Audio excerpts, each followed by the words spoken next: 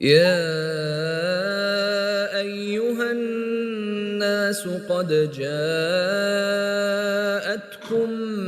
موعظة من ربكم وشفاء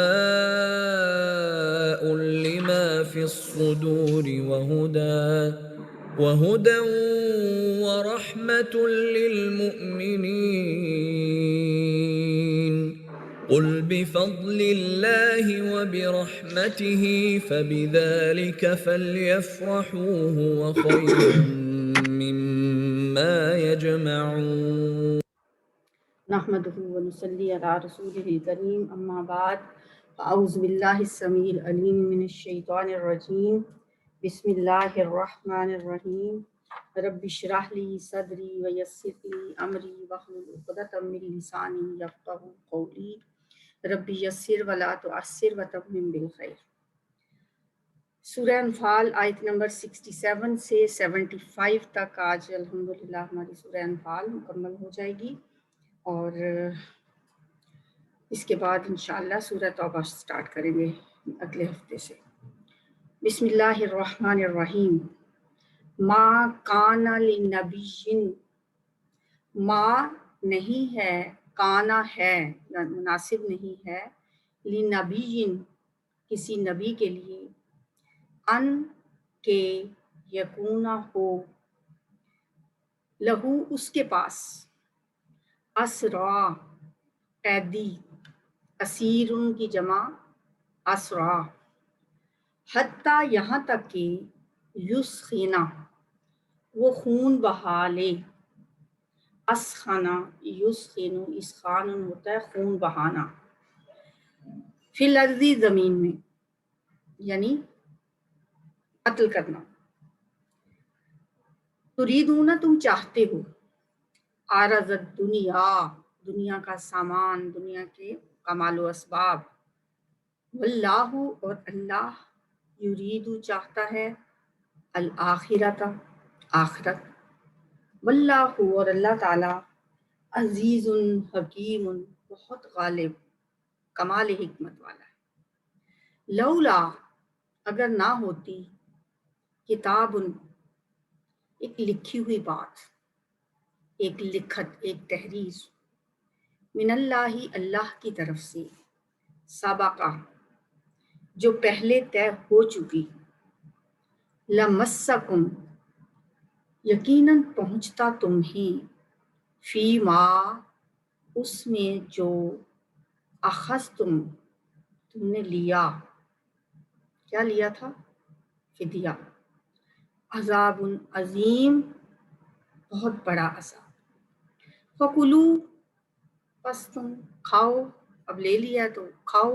مما اس سے جو غنم تم نے غنیمت حاصل کی ہے، حلالا طیبا حلال پاکیزہ، واتقوا اللہ اور ڈرو اللہ سے، ان اللہ بے شک اللہ تعالی غفور الرحیم بہت بخشنے والا نہایت رحم کرنے والا ہے۔ یا ایہا النبی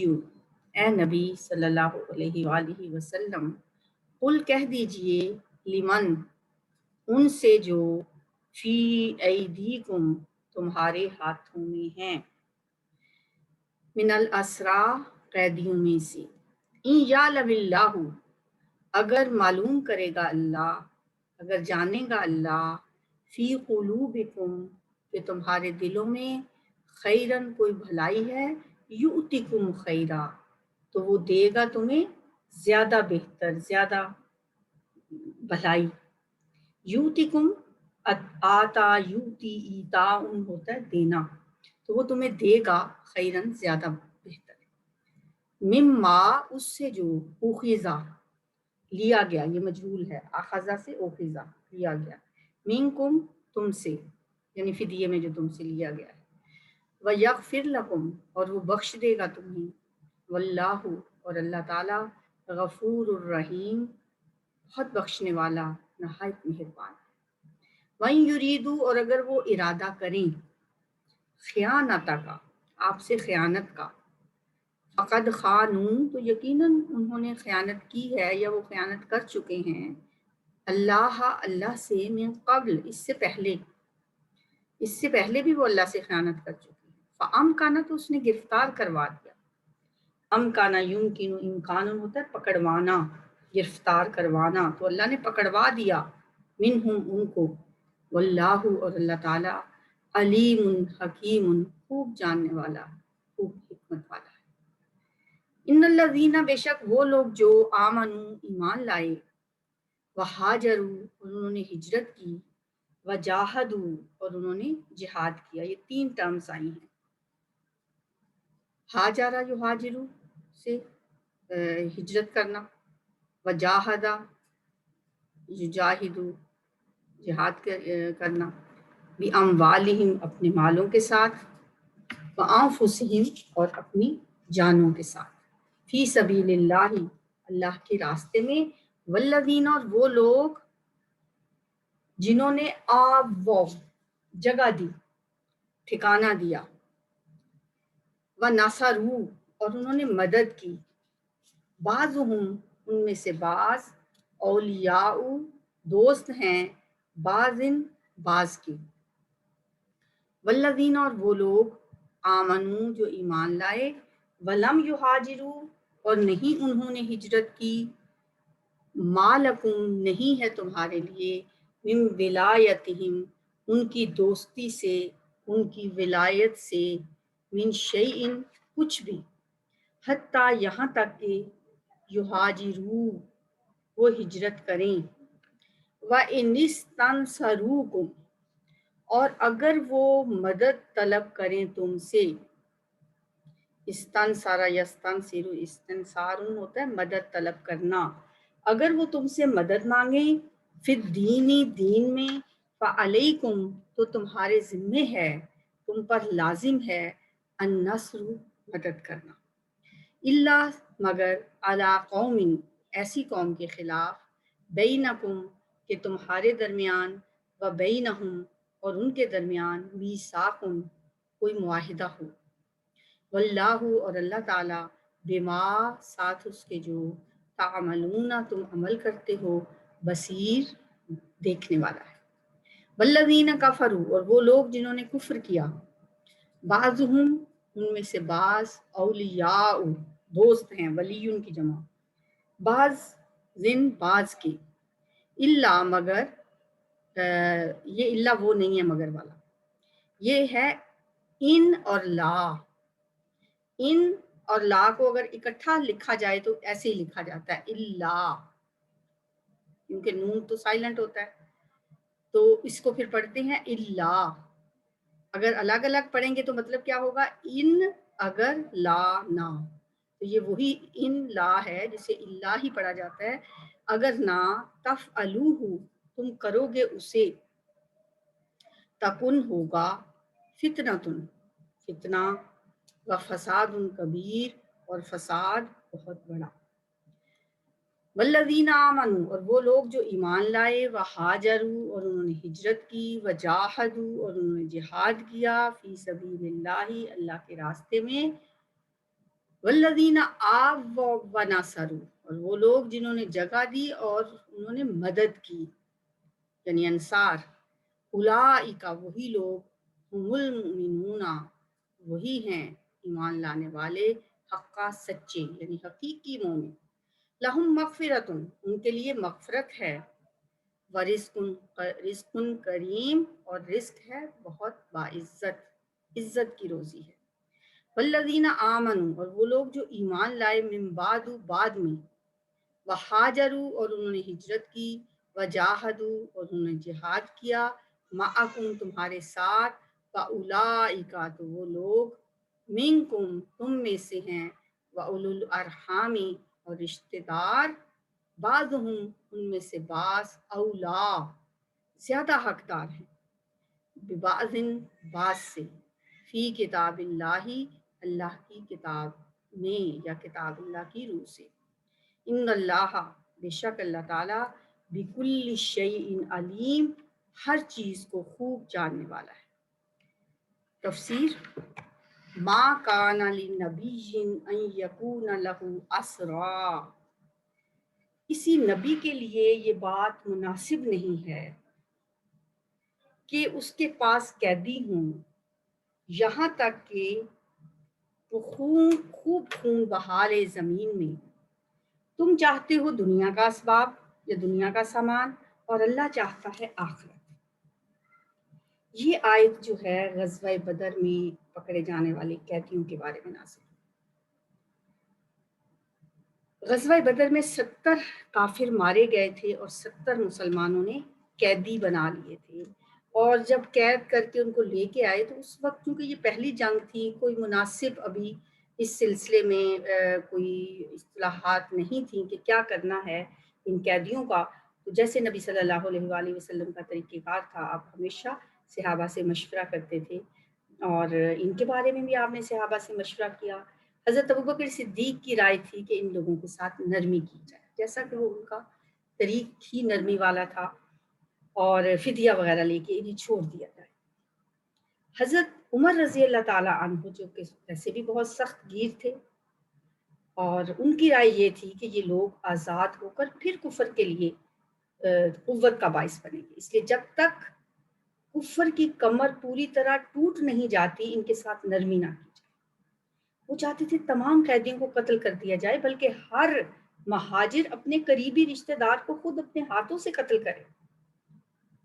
لیکن نبی صلی اللہ علیہ وسلم نے حضرت ابوبکر صدیق کا جو مشورہ تھا وہ قبول فرمایا، اور اس طرح فدیہ لے کر چھوڑنے کا فیصلہ ہوا، اور اس پہ عمل درآمد بھی ہو گیا،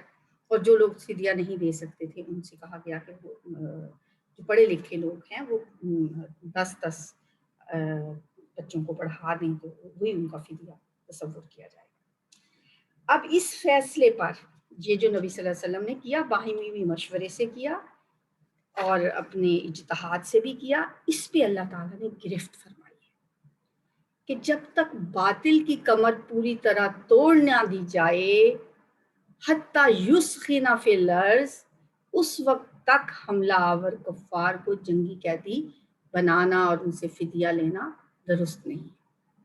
انہیں قیدی بنانے کا مطلب تو یہ ہے کہ وہ زندہ رہیں گے، آج نہیں تو کل چھوٹ جائیں گے اور پھر باطل کی طاقت کا سبب بنیں گے۔ اللہ نے یہ سخت آیت ہے، تریدون عرض الدنیا، تم دنیا کا ساز و سامان چاہتی ہو، یہ فدیے کی طرف اشارہ ہے۔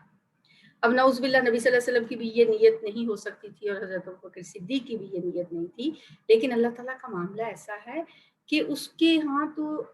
اپنے مقرب بندوں کی گرفت ہوتی ہے تو الفاظ بظاہر سخت استعمال کیے جاتے ہیں، چنانچہ ان الفاظ میں بھی ایک طرح کی سختی ہے، لیکن ظاہر ہے کہ یہ بات حضور صلی اللہ علیہ وسلم کے لیے نہیں ہے۔ اللہ یرید الآخرہ، اور اللہ کے پیش نظر آخرت ہے، اور اللہ زبردست حکمت والا ہے۔ لولا کتاب من اللہ سبق، اگر نہ ہوتی ایک لکھی ہوئی بات جو پہلے گزر چکی، اللہ کی طرف سے ایک بات پہلے سے اگر طے نہ ہو چکی ہوتی تو کیا ہوتا؟ لمسکم فیما اخذتم عذاب عظیم، تو جو تم نے یہ فدیہ لیا ہے اس پر، اس کی وجہ سے تم پر بڑا سخت عذاب آتا اگر ایک لکھی ہوئی بات نہ ہوتی۔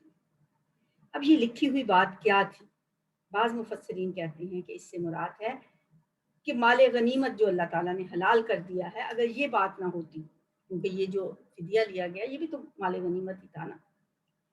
چونکہ یہ لکھا ہوا تھا کہ مسلمانوں کے لیے مال غنیمت حلال ہوگا، اس لیے تم نے فدیہ لے کر ایک جائز کام ہی کیا ہے، اس لیے اللہ تعالیٰ نے یہ فرما رہے ہیں اگر ایسا نہ ہوتا تو فدیہ لینے کی وجہ سے تمہیں عذاب عظیم۔ بعض یہ کہتے ہیں کہ اس سے مراد ہے کہ اہل بدر کی تو مغفرت اللہ تعالیٰ نے کر دی تھی، بدر میں جس نے بھی حصہ لیا وہ بخشے ہوئے لوگ ہیں، نبی صلی اللہ علیہ وآلہ وسلم کو اللہ تعالیٰ نے بتا دیا تھا کہ جس نے بھی بدر کی جنگ میں حصہ لیا وہ سب بخشے ہوئے لوگ ہیں، تو چونکہ یہ بخشے ہوئے لوگ ہیں اس لیے ان کی طرف سے اگر یہ چھوٹی سی بات ہو گئی ہے تو اس لیے اللہ تعالیٰ نے اس کو معاف کر دیا۔ اور بعض یہ کہتے ہیں کہ رسول اللہ صلی اللہ علیہ وسلم کی موجودگی جو ہے وہ ایک لکھی ہوئی چیز ہے کہ آپ کی موجودگی میں اللہ تعالیٰ کسی کو عذاب نہیں دے۔ بہرحال کوئی بھی بات ہو سکتی ہے۔ ایک اور بات یہ بھی ہے جیسا کہ سورہ محمد میں آئے گی تیسری چوتھی آیت میں فَإِمَّا مَنًّا بَعْدُ وَإِمَّا فِدَاءٌ، یہ بھی اللہ تعالیٰ نے اجازت دے رکھی ہے. مجھے تو یہی بات سب سے بہتر لگتی ہے کہ قیدیوں کے بارے میں پھر یہ حکم بھی تو آ گیا تھا نا کہ چاہے تو ان سے فدیہ لے کے ان کو چھوڑ دو اور چاہے تو احسان کر کے چھوڑ دو. تو یہ اس طرح کی آیت اللہ کی، وہ بھی تو اللہ کی طرف سے ایک لکھی ہوئی بات ہے. تو بہرحال یہ بات ہے بدر کے قیدیوں کے فدیے کے بارے میں. لولا کتاب من اللہ سبق لمسکم فیما اخذتم عذاب عظیم فکلوا مما غنمتم، اب جو تم نے لیا ہے کھاؤ اس میں سے جو تم نے غنیمت حاصل کی ہے، حلالا طیبا، حلال اور پاکیزہ ہے، اور اللہ سے ڈرو، بے شک اللہ تعالیٰ بخشنے والا رحم کرنے والا ہے. یا ایھا النبی، اے نبی صلی اللہ علیہ وآلہ وسلم، کل من فی ایدیکم من الاسرا، کہہ دیجئے ان سے جو تمہارے ہاتھوں میں قیدی ہیں، جو آپ کے قبضے میں قیدی ہیں، ان کو کہہ دیجئے، کیا کہیے، ان یعلم اللہ فی قلوبکم خیرا یؤتکم خیرا مما اخذ منکم، اگر اللہ معلوم کرے گا، اگر اللہ تمہارے دلوں میں کوئی بھلائی پائے گا تو جو کچھ تم سے لیا گیا ہے فدیے میں وہ اس سے بہتر تمہیں عطا کر دے گا. اب اس آیت کا مفہوم سمجھنے کے لیے یہ ضروری ہے کہ غزوہ بدر کے قیدیوں کے بارے میں ہمیں یہ پتا ہو کہ ایک تو ان قیدیوں میں بہت سے لوگ وہ شامل تھے جو اپنی مرضی سے جنگ لڑنے نہیں آئے تھے، بلکہ وہ اپنے سرداروں کے دباؤ کے تحت جنگ میں شامل ہو گئے تھے. دوسری بات یہ کہ ان میں بہت سے لوگ بعض مسلمانوں کے بہت قریبی رشتہ دار بھی تھے. خود نبی صلی اللہ علیہ وسلم کے حقیقی چچا حضرت عباس بھی ان قیدیوں میں شامل تھے، آپ کے داماد ان قیدیوں میں شامل تھے. حضرت عباس کے بارے میں تو یہ بھی کہا جاتا ہے کہ وہ پہلے ایمان لا چکے تھے مگر اس وقت تک انہوں نے اپنا ایمان چھپایا ہوا تھا. روایات میں آتا ہے کہ حضرت عباس کو جب رسیوں سے باندھا ہوا تھا، ساری قیدیوں کو باندھا ہوا تھا، اور وہ حضرت عباس رضی اللہ تعالیٰ عنہ کے بند بہت سخت تھے، بندھے ہوئے، رسیوں سے بندھے ہوئے، وہ تکلیف سے کراہتے تھے. تو نبی صلی اللہ علیہ وسلم کی آواز جو آپ تک پہنچتی تھی، ان کی آواز، تو آپ ان کی آواز سن کے بے چین ہو جاتے تھے. مگر آپ نے ان کے لیے کسی رعایت کی خواہش کا اظہار نہیں کیا. صحابہ سے یہ نہیں کہا کہ یہ میرے چچا ہیں تو لہٰذا ان کو کوئی رعایت دی جائے. لیکن جب ان کی تکلیف حد سے بڑھی اور آپ کی طبیعت پر بھی زیادہ یہ گراں گزرا، تو آپ نے حکم یہ دیا کہ تمام قیدیوں کے بند ڈھیلے کر دیے جائیں. یہ نہیں کہ صرف میرے چچا کے، بلکہ تمام قیدیوں کو جو باندھا ہوا ہے نا، ان کی رسیوں کو ڈھیلا کر دیا جائے. اس طرح نبی صلی اللہ علیہ وسلم کے جو داماد تھے ابو العاص، وہ بھی جب قید ہو کر آئے اور پھر اس کے بعد جب فدیے کی بات ہوئی تو سب لوگوں کے رشتہ دار جو تھے وہاں پہ مکہ میں سب نے ان کو چھڑوانے کے لیے فدیہ بھیجا. تو ابو العاص کی بیوی حضرت صلی اللہ علیہ وسلم کی بیٹی حضرت زینب رضی اللہ تعالیٰ عنہا تھی، تو انہوں نے اپنے شوہر کو چھڑوانے کے لیے اپنا ہار فدیے کے طور پر بھیج دیا، کیونکہ ان کے پاس نہیں ہوگی نقدی. یہ ہار ان کو حضرت خدیجہ نے ان کی شادی کے موقع پہ دیا تھا رضی اللہ تعالیٰ عنہ. نبی صلی اللہ علیہ وسلم کے سامنے جب وہ ہار آیا تو آپ پر رقت طاری ہو گئی. آپ نے وہ ہار دیکھا تو آپ کی آنکھوں میں آنسو آ گئے. حضرت خدیجہ کے ساتھ گزرا ہوا وقت آپ کو یاد آیا. آپ نے فرمایا اگر آپ لوگ اجازت دیں تو یہ ہار واپس کر دیا جائے تاکہ ماں کی نشانی اس کی بیٹی کے پاس ہی رہے. چنانچہ سب صحابہ نے خوشی سے کہا کہ یہ ہار ان کو واپس کر دیا جائے، لہٰذا حضرت زینب کا ہار انہیں واپس کر دیا. قیدیوں کے بارے میں مطلب یہ دو باتیں ہمیں ذہن میں رکھنی چاہیے. ایک تو یہ کہ وہ اپنی مرضی سے کچھ لوگ نہیں آئے تھے، اور کچھ یہ کہ بہت ہی قریبی رشتہ دار بھی تھے. تو اب اللہ تعالیٰ فرما رہے ہیں کہ اگر اللہ کو پتا ہوگا، اگر اللہ یہ جانے گا کہ تمہارے دلوں میں کوئی بھلائی ہے، جیسے حضرت عباس کے بارے میں آتا ہے کہ ان کے دلوں میں ایمان تھا، تو جو کچھ تم سے لیا گیا ہے وہ اس سے بہتر تمہیں دے دے گا. تمہاری نیتوں کا معاملہ تمہارے اور اللہ کے درمیان ہے، لیکن تمہارے ساتھ برتاؤ وہی ہوگا جو قانون کے مطابق ہے. تم سب لوگ جنگ میں کافروں کے ساتھ آئے ہو اور اب قانونی طور پر جنگی قیدی ہو. جنگ میں کوئی اپنی خوشی سے آیا تھا، کوئی مجبوری سے آیا تھا، کوئی دل میں ایمان لے کر آیا تھا یا کفر کی حالت میں آیا تھا. ان سب باتوں کی حقیقت کو اللہ جانتا ہے، وہ دلوں کے بھید جانتا ہے، علیم بذات الصدور ہے. وہ اس کے مطابق تم سے معاملہ کرے گا. جس کے دل میں خیر اور بھلائی ہوگی اس کو وہ بہتر انداز میں اس بھلائی کا صلہ دے گا. وَيَغْفِرْ لَكُمْ، اور وہ تمہیں بخش دے گا. اللہ غفور الرحیم، اور اللہ خوب بخشنے والا نہایت مہربان ہے. وَإِن يُرِيدُوا خِيَانَتَكَ، اور اگر یہ لوگ آپ سے خیانت کرنا چاہیں، فَقَدْ خَانُوا اللَّهَ مِن قَبْلُ، تو اس سے پہلے یہ اللہ سے بھی خیانت کرتے رہے ہیں. فَأَمْكَنَ مِنْهُمْ، تو اللہ نے انہیں گرفتار کروا دیا، پکڑوا دیا، قیدی بنوا دیا. اللہ علیم حکیم، اور اللہ جاننے والا اور حکمت والا ہے. یعنی ان قیدیوں میں ایسے بھی ہوں گے جو آپ سے خیانت کریں گے، آپ سے جھوٹ بولیں گے، بہانے بنائیں گے، معذرتیں پیش کریں گے. تو ایسی خیانتیں تو یہ پہلے بھی کرتے رہے ہیں، یہ تو ان کا وتیرہ ہے. اور ان کے ایسے ہی جو اعمال ہیں انہیں کی تو سزا ملی ہے ان کو. اب یہ لوگ آپ کے قابو میں ہیں. فَأَمْكَنَ مِنْهُمْ، اللہ نے انہیں گرفتار کروا دیا ہے. ان الذین آمنوا وہاجروا وجاہدوا باموالہم وانفسہم. اب اگلی آیات جو ہیں یہ سمجھیں کہ ایک طرح سے کنکلوژن ہو رہا ہے سورت کا. بے شک وہ لوگ جو ایمان لائے اور جنہوں نے ہجرت کی اور جہاد کیا اپنے مالوں اور جانوں کے ساتھ اللہ کی راہ میں، اور وہ لوگ جنہوں نے انہیں پناہ دی اور ان کی مدد کی، یہ سب لوگ ایک دوسرے کے ساتھی ہیں. اب مدینہ کے اندر جب نبی صلی اللہ علیہ وسلم ہجرت کر کے آئے، اور اس کے بعد مدینہ کا جو معاشرہ تھا وہ دو لوگوں پہ پھر مشتمل تھا. ایک مہاجر تھے جو ہجرت کر کے آئے تھے، ان الذین آمنوا، مسلمان تھے، وہاجروا، اور ہجرت کر کے آئے تھے، وجاہدوا باموالہم وانفسہم، اور انہوں نے اپنی جانوں اور مالوں کے ساتھ جہاد بھی کیا تھا. اچھا، یہ جو پہلی آیت ہے یہ مہاجرین کے بارے میں ہے، اور اس میں جہاد کا ذکر بھی ہے. وجہ کیا ہے کہ مدینہ آ کے نبی صلی اللہ علیہ وسلم نے 6 ماہ کے بعد جو کچھ مہمات بھیجنا شروع کی تھی، جیسے میں نے آپ کو پہلے بھی بتایا تھا کہ 8 مہمات آپ نے بھیجی تھی، جن میں سے 4 میں آپ خود بھی شریک ہوئے تھے اور 4 میں صرف صحابہ. لیکن ان 8 میں کوئی بھی انصاری نہیں گیا، آپ نے سب میں مہاجرین ہی کو بھیجا. تو اس لیے یہ پہلی جو آیت ہے، پہلا حصہ جو آیت کا ہے یہ مہاجرین کے بارے میں ہے. ان الذین آمنوا وہاجروا وجاہدوا باموالہم وانفسہم، کیونکہ انہوں نے ایمان لانے کے بعد ہجرت بھی کی، جہاد بھی کیا اپنے جانوں اور مالوں کے ساتھ. انصار نے تو ابھی جنگ بدر میں فرسٹ ٹائم جہاد کیا نا. دوسرے لوگ کون ہیں؟ والذین آووا ونصروا، جنہوں نے پناہ دی، جگہ دی اور مدد کی، اور انصار کہلائے. ونصروا، اسی سے انصار کہلائے نا کہ انہوں نے مدد کی. اولئک بعضهم اولیاء بعض، یہ لوگ آپس میں ایک دوسرے کے دوست ہیں. والذین آمنوا، اب دوسرے لوگ، دوسری قسم کے لوگ کون سے؟ والذین آمنوا ولم یہاجروا، اور وہ لوگ جو ایمان تو لائے ہیں لیکن انہوں نے ہجرت نہیں کی. ما لکم من ولایتہم، نہیں ہے آپ کے لیے ان کے ساتھ کوئی بھی تعلق، آپ کے لیے کوئی تعلق ان کی دوستی سے کچھ بھی نہیں ہے. حتیٰ یہاجروا، یہاں تک کہ وہ ہجرت کر آئیں. اب ہجرت فرض تھی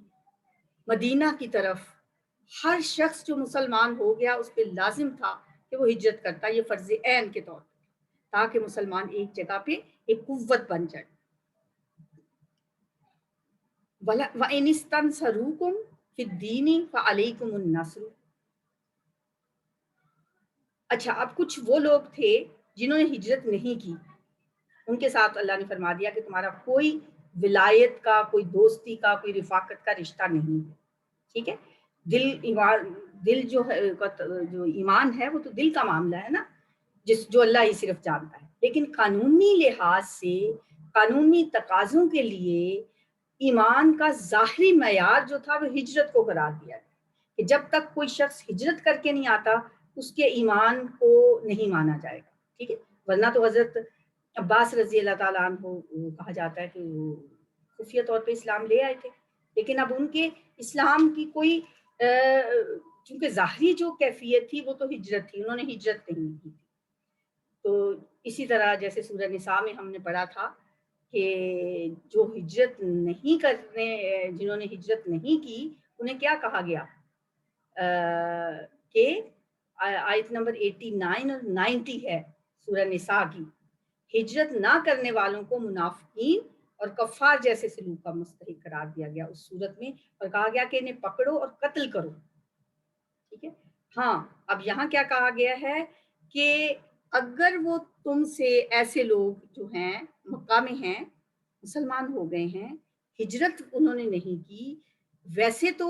اب وہ قانونی طور پہ تم ان کو یہاں پہ کہا گیا ہے کہ ان کے ساتھ کوئی تعلق نہیں ہے تمہارا ولایت کا، لیکن اگر وہ مدد طلب کریں، ان پہ ظلم ہو رہا ہو، وہ تم سے دین کے معاملے میں کوئی مدد مانگے تو تم پہ لازم ہے ان کی مدد کرنا. ہاں یہ مدد بھی مشروط ہوگی. الا علی قوم بینکم و بینہم میثاق، ایسی قوم کے خلاف مدد نہیں کرو گے جو جن کے اور تمہارے درمیان کوئی عہد ہو. ٹھیک ہے. تو اگر کوئی ایسا نہیں ہوگا کہ کوئی مکے کا مسلمان کہے کہ یہ فلاں قبیلے کے خلاف ہمیں مدد دی جائے اور اس قبیلے کے ساتھ مسلمانوں نے کوئی دوستی کا معاہدہ کر رکھا ہو تو پھر وہ مدد نہیں کی جائے گی. واللہ بما تعملون بصیر، اور جو کچھ تم کر رہے ہو اللہ تعالیٰ اس کو دیکھ رہا ہے، وہ بصیر ہے، وہ خوب دیکھنے والا ہے. والذین کفروا بعضهم اولیاء بعض، اور وہ لوگ جنہوں نے کفر کیا، بعضهم اولیاء بعض، وہ آپس میں ایک دوسرے کے ساتھی ہیں. عرب کے قبائلی معاشرے میں باہمی معاہدوں اور ولایت کا معاملہ بڑا اہم ہوتا تھا، اور قبیلے آپس میں ایک دوسرے کے ساتھ یا دوستی کا رشتہ ہوتا تھا، حلیف قبیلے ہوتے تھے یا دشمن ہوتے تھے، حریف کہلاتے تھے. اور جو معاہدے آپس میں کرتے تھے، ان معاہدوں کی تمام ذمہ داریوں کو بڑی سنجیدگی سے نبھایا بھی جاتا تھا. تو اس لحاظ سے وہ مسلمان جنہوں نے ہجرت نہیں کی، ان کا اہل ایمان کے ساتھ ولایت کا تو کوئی رشتہ نہیں ہے، لیکن اگر ایسے مسلمان مدد کے طلبگار ہوں تو اہل ایمان ضرور ان کی مدد کریں گے. شرط یہ ہے کہ یہ مدد کسی ایسے قبیلے کے خلاف نہ ہو جن کا مسلمانوں کے ساتھ کوئی معاہدہ ہو چکا ہو. اور اگر تم ان باتوں کی پابندی نہیں کرو گے، الا تفعلوہ، اگر تم نہ کرو گے، پہلی بات ہوگی نا والذین کفروا بعضهم اولیاء بعض، کہ یہ جو کافر ہیں یہ آپس میں ایک دوسرے کے دوست ہیں. یہ ہمیشہ کے لیے یہ بات ہے، اس وقت بھی تھی آج بھی ہے، یہ آپس میں ایک دوسرے کے دوست ہوتے ہیں. اور تمہیں بھی آپس میں ایک دوسرے کے ساتھ، مسلمانوں کو، امت مسلمہ کو ایک دوسرے کے ساتھ دوست ہونا چاہیے. الا تفعلوہ، اگر تم ایسا نہیں کرو گے، تکن فتنۃ فی الارض وفساد کبیر، تو زمین میں فتنہ پھیلے گا اور بہت بڑا فساد ہوگا. ایک تو اس آیت کا یہ مطلب ہے. ٹھیک ہے. اور دوسرا یہ بھی بعض مفسرین نے مانی لیا ہے کہ اے مسلمانوں، تم لوگوں کا ہر کام انہی قواعد و ضوابط کے مطابق ہونا چاہیے. ایسا نہ ہو کہ تمہارا کوئی عمل زمین میں فتنہ و فساد کا سبب بن جائے. مثلاً جیسے یہ پچھلی بات بتائی گئی، تمہیں اس بات کو فالو کرنا چاہیے. اگر تم نے ایسا نہ کیا، مثلا مکہ میں اپنے قبیلے کے ہاتھوں اذیت کا شکار ہو گیا کوئی شخص، کوئی مسلمان، اور وہ تم سے مدد مانگ رہا ہے تو تم اس کی مدد ضرور کرو، لیکن اگر اس قبیلے نے تمہارے ساتھ امن کا معاہدہ کیا ہوا ہے تم ایسا نہیں کر سکتے. اس کی مدد کے لیے اپنے معاہدے کی خلاف ورزی نہیں کر سکتے، کیونکہ اللہ کسی بھی قسم کی وعدہ خلافی اور ناانصافی کو پسند نہیں کرتا. چنانچہ ایسی صورت میں اس مسلمان کو دوسرے تمام مسلمانوں کی طرح یا تو ہجرت کر کے مدینہ آنا چاہیے، اور اگر وہ ہجرت نہیں کر سکتا پھر وہاں جیسے بھی حالات ہوں اسے وہ برداشت کرنے چاہیے. اور مسلمانوں کو یہ کہا گیا ہے کہ تم ان تمام باتوں کو جو تمہیں بتائی گئی ہیں ان کو فالو کرو گے. اگر تم فالو نہیں کرو گے، الا تفعلوہ تکن فتنۃ فی الارض وفساد کبیر، یہ دونوں معنی اس کے ہو سکتے ہیں. ایک تو جو میں نے پہلے بتایا کہ کافر جیسے ایک دوسرے میں آپس کے میں دوستیاں رکھتے ہیں، مسلمانوں تمہیں بھی رکھنی چاہیے. اگر تم نہیں آپس میں رکھو گے تو زمین میں فتنہ و فساد ہو جائے گا. اور دوسرا مطلب یہ کہ تمہیں ان لوگوں کی مدد تو کرنی چاہیے، لیکن یہ دھیان رکھنا چاہیے کہ تم کوئی وعدہ خلافی نہ کرو، کوئی کسی معاہدے کو نہ توڑو. اس معاملے میں اگر تم نے کوئی معاہدہ توڑا تو پھر فتنہ اور فساد ہوگا. والذین آمنوا وہاجروا، اور وہ لوگ جو ایمان لائے اور جنہوں نے ہجرت کی اور جہاد کیا اللہ کی راہ میں، یعنی مہاجرین، اور وہ لوگ جنہوں نے انہیں پناہ دی اور ان کی مدد کی، یعنی انصار مدینہ، یہی لوگ ہیں سچے مومن۔ اولئک هم المؤمنون حقا، سورت شروع بھی ہوئی تھی تو مومنون حقا جو تھے ان کی کوالٹیز بتاتے ہوئے اللہ نے یہ سورت شروع کی، اور اینڈ پہ اس میں ایک دو چیزوں کا اضافہ کر دیا کہ سچے مومن پھر جہاد بھی کرتے ہیں، وہ ہجرت بھی کرتے ہیں۔ یہاں پر مہاجرین اور انصار کے دونوں گروہوں کا ایک ساتھ ذکر کر کے سچے مومنوں کی خصوصیات کے حوالے سے ایک حقیقی مومن کا نقشہ اللہ تعالیٰ نے ہمیں دکھایا ہے، اس کی جھلک دکھائی ہے۔ پہلے سورت کے سٹارٹ میں کچھ کوالٹیز بتائی گئی تھیں، اور اس میں کیا بتایا گیا تھا کہ یہ لوگ سچے مومن کون ہیں، جو جب ان کے سامنے اللہ کی آیات پڑھی جاتی ہیں تو ان کا دل لرز اٹھتا ہے، اللہ کی یاد سے ان کا دل لرز اٹھتا ہے، اور آیات قرآنی سنتے ہیں تو ان کا ایمان بڑھ جاتا ہے، وہ اللہ کی ذات پہ بھروسہ رکھتے ہیں، وہ نماز قائم کرتے ہیں، وہ زکوٰۃ دیتے ہیں، وہ اپنا مال اللہ کی راہ میں خرچ کرتے ہیں۔ یہ تمام خصوصیات کے جو حامل تھے ان کے بارے میں کہا گیا تھا اولئک هم المؤمنون حقا، یہ آیت نمبر 4 میں کہا گیا تھا، اور اللہ نے یہ مہر لگا دی تھی کہ یہ سچے مومن ہیں۔ لیکن سچے مومن ہونے کے لیے دو چیزیں اور بھی ہیں جو جن کا ذکر ہمیں سورہ حجرات کی آیت نمبر 15 میں ملتا ہے، یعنی ایمان میں زبان کی شہادت کے ساتھ قلبی یقین کا اضافہ، اقرار باللسان و تصدیق بالقلب، جیسے ہم بچپن میں یاد کرتے ہیں کہ زبان کے ساتھ اقرار کرنا اور دل کے ساتھ تصدیق کرنا، اور پھر یہاں پہ ہجرت اور جہاد کا تذکرہ کر کے فرمایا اولئک هم المؤمنون حقا لہم مغفرۃ و رزق کریم، ان کے لیے مغفرت ہے اور عزت کی روزی ہے، عزت والا رزق ہے۔ والذین آمنوا من بعد وہاجروا وجاہدوا معکم فاولئک منکم، اور وہ لوگ جو ایمان لائے بعد میں، کچھ تو وہ تھے نا جو پیچھے رہ گئے، انہوں نے ایمان تو لے آئے تھے لیکن انہوں نے ہجرت نہیں کی تھی، اور کچھ لوگ وہ ہیں جو بعد میں ایمان لائے اور انہوں نے ہجرت کی اور تمہارے ساتھ مل کر جہاد بھی کیا، آمنوا من بعد وہاجروا وجاہدوا معکم، اور تمہارے ساتھ مل کے جہاد بھی کیا، فاولئک منکم، تو یہ لوگ تم میں سے ہیں، تم ہی میں سے ہیں، وہ تمہاری جماعت اور اسی امت کا حصہ ہیں۔ وَأُولُو الْأَرْحَامِ بَعْضُهُمْ أَوْلَىٰ بِبَعْضٍ فِي کتاب اللہ، اور جو رحمی رشتہ دار ہیں اللہ کے قانون میں ایک دوسرے کے زیادہ حقدار ہیں، یعنی شریعت کے قوانین میں خون کے رشتے مقدم رکھے گئے ہیں۔ مثلا وراثت کا قانون جو ہے خون کے رشتوں کو بنیاد بنا کر ترتیب کیا گیا ہے، یہ نہیں ہے کہ کوئی دوست احباب یا کوئی جیسے اللہ کے نبی نے جب مکہ سے مدینہ ہجرت کی تو آپ نے ایک ایک مہاجر اور ایک انصار کو بھائی بھائی بنا دیا، ٹھیک ہے، یہ اخوت کا رشتہ تھا، یہ بھی بڑا مضبوط رشتہ تھا، اور اس رشتے کی روح سے انصار نے اپنے بھائیوں کو وراثت میں حصہ بھی دیا۔ لیکن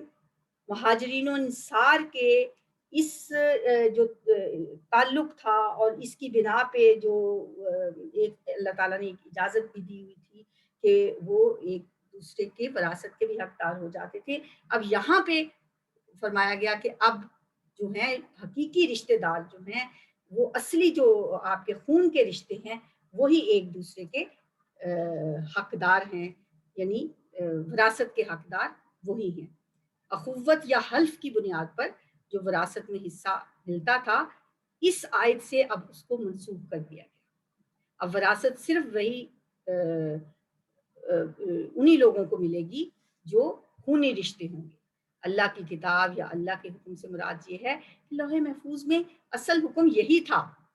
لیکن اخوت کی بنیاد پر صرف عارضی طور پر ایک دوسرے کا وارث بنا دیا گیا تھا، جو اب ضرورت ختم ہونے پر غیر ضروری ہو گیا اور اصل حکم پھر نافذ ہو گیا۔ اس لیے کہا گیا کہ جو رشتہ دار ہیں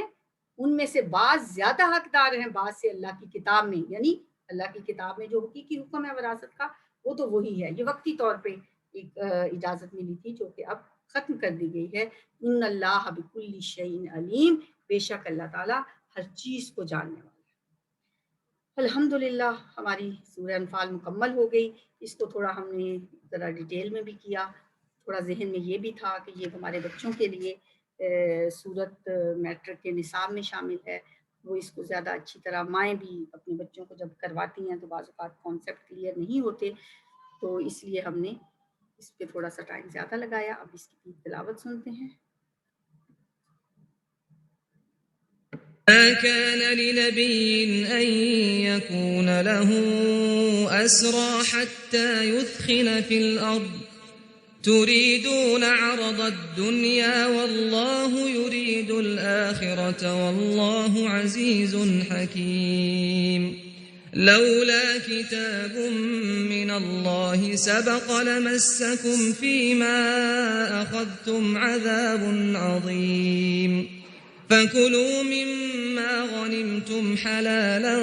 طيبا واتقوا الله إن الله غفور رحيم يا أيها النبي قل لمن في أيديكم من الأسرى إن يعلم الله في قلوبكم خيرا يؤتكم خيرا مما أخذ منكم ويغفر لكم والله غفور رحيم وإن يريدوا خيانتك فقد خانوا الله من قبل فأمكن منهم والله عليم حكيم إن الذين آمنوا وهاجروا وجاهدوا بأموالهم وأنفسهم في سبيل الله والذين آووا ونصروا أولئك بعضهم أولياء بعض والذين آمنوا ولم يهاجروا ما لكم من ولايتهم من شيء حتى يهاجروا وإن استنصروكم في الدين فعليكم النصر إلا على قوم بينكم وبينهم ميثاق والله بما تعملون بصير والذين كفروا بعضهم أولياء بعض إلا تفعلوه تكن فتنة في الأرض وفساد كبير والذين آمنوا وهاجروا وجاهدوا في سبيل الله والذين آووا ونصروا أولئك هم المؤمنون حقا لهم مغفرة ورزق كريم والذين